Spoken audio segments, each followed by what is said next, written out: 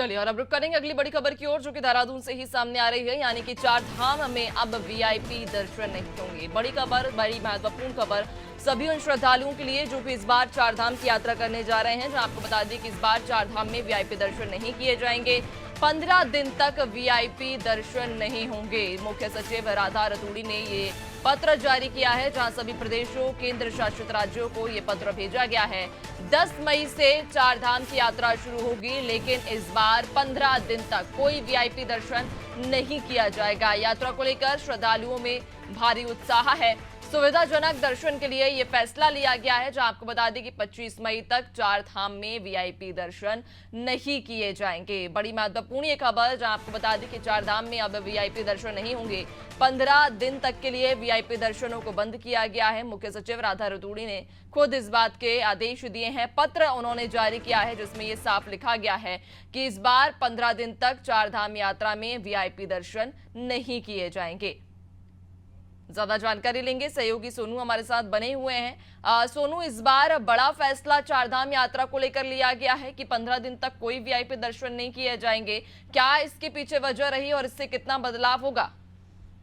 देखिए, लगातार उत्तराखंड सरकार के स्तर से ये प्रयास किए जा रहे हैं कि जो व्यवस्थाएं हैं वो बेहतर हो सके और जो चारधाम यात्रा करने के लिए श्रद्धालु बड़े मनोभाव के साथ उत्तराखंड का रुख कर रहे हैं, यहाँ पहुंचेंगे। निश्चित तौर पर उनकी सुविधाओं का सरकार को ख्याल रखना होगा, उनकी सुरक्षा का सरकार को ख्याल रखना होगा और एक के बाद एक व्यवस्थाओं में बदलाव किया जा रहा है। उत्तराखंड में प्रशासनिक स्तर पर बैठकों का सिलसिला लगातार जारी है और चुनावी व्यस्तता के बावजूद भी उत्तराखंड के मुख्यमंत्री चारधाम यात्रा की व्यवस्थाओं की लगातार मॉनिटरिंग कर रहे हैं। तो ये कोशिश की जा रही है कि जो आम श्रद्धालु जो पहले से अपना पंजीकरण करा चुके हैं, उन श्रद्धालुओं की यात्रा जो है वो सुगम और सुरक्षित यात्रा हो और यही वजह है कि व्यवस्थाओं में बदलाव किया जा रहा है। अभी तक हम तमाम इस तरह की खबरें अपने दर्शकों तक पहुंचाते थे कि जो वीवीआईपी दर्शन करने के लिए पहुंच रहे हैं वो निश्चित तौर पर उनकी व्यवस्थाएं अच्छी होंगी, लेकिन इस बार ये खबर अपने आप में एक अहम खबर हो जाती है कि जब उत्तराखंड सरकार, उत्तराखंड के मुख्य सचिव जब इस बात का अन्य प्रांतों के मुख्य सचिवों से और वीवीआईपी और वीआईपी से ये अनुरोध करती हुई नजर आ रही है कि जो उत्साह श्रद्धालुओं में देखा जा रहा है उसके लिहाज से, यात्रा के सरलीकरण के लिहाज से फिलहाल कुछ समय के लिए वीवीआईपी दर्शन के लिए ना पहुंचे तो ज्यादा बेहतर रहेगा। और जिस तरह से अनुरोध किया गया है, निश्चित तौर पर ये अपने आप में एक बड़ा मैसेज, बड़ी खबर है, क्योंकि अक्सर हम वीवीआईपी के आने की अपील करते हैं, लेकिन इस बार आम श्रद्धालुओं की यात्रा को ध्यान में रखते कुछ समय के लिए जो है इस व्यवस्था को लागू करने की कोशिश की जा रही है और ये अनुरोध किया गया। और निश्चित तौर पर जब उत्तराखंड सरकार की तरफ से ये अनुरोध किया गया है तो जो अन्य राज्यों के वीआईपी, वीवीआईपी हैं वो इसको मानेंगे और उसके बाद जो इसके लिए समय तय किया गया है उसके बाद ही फिर यहाँ वीवीआईपी दर्शन करते हुए नजर आएंगे। तो कहीं ना कहीं व्यवस्थाओं के तहत हम इसको देख सकते हैं कि व्यवस्थाएं कैसे बेहतर हो सकती हैं, कैसे जो शुरुआती दौर में बड़ी तादाद में श्रद्धालु यहाँ पहुंचेंगे उनकी यात्रा सकुशल यात्रा हो सकती है, सुरक्षित यात्रा हो सकती है। इसी के परिप्रेक्ष्य में हम इसको देख सकते हैं।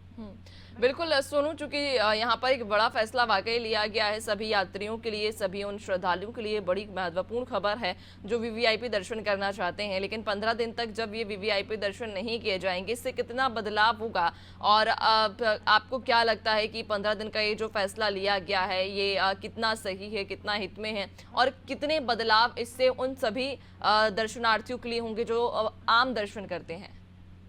देखिए, आम श्रद्धालु की सहूलियत के लिहाज से सरकार ने ये फैसला लिया है और ये अनुरोध किया है कि फिलहाल कुछ समय तक के लिए, जब तक ज्यादा संख्या में जो श्रद्धालु यहाँ पहुंचने वाले हैं उसको ध्यान में रखते हुए आप कुछ समय के लिए जो है वो वीवीआईपी मूवमेंट अगर नहीं होगा तो ज्यादा एक आम श्रद्धालु को सहूलियत हो सकेगी और व्यवस्थाओं के बेहतर करने के लिहाज से हम इस फैसले को देख सकते हैं, क्योंकि जो मंदिर परिसर है, जो धाम है, धामों में एक समय में एक निश्चित जो संख्या है श्रद्धालुओं की, वही एक समय में एक निश्चित संख्या में श्रद्धालु दर्शन कर सकते हैं। और मंदिर समिति जो है, वो भी व्यवस्थाओं को मुकम्मल कर रही है। पुलिस प्रशासन अलग व्यवस्थाओं को अपनी तैयारी करने में जुटा हुआ है। परिवहन विभाग अलग स्तर पर अपनी तैयारी को करने में जुटा है। तो जो व्यवस्थाएं की जा रही है अलग अलग स्तर पर, विभागीय अधिकारियों के स्तर पर, शासन के स्तर पर, उन्हीं की बेहतरी के लिहाज से ये अनुरोध किया गया है। और चूंकि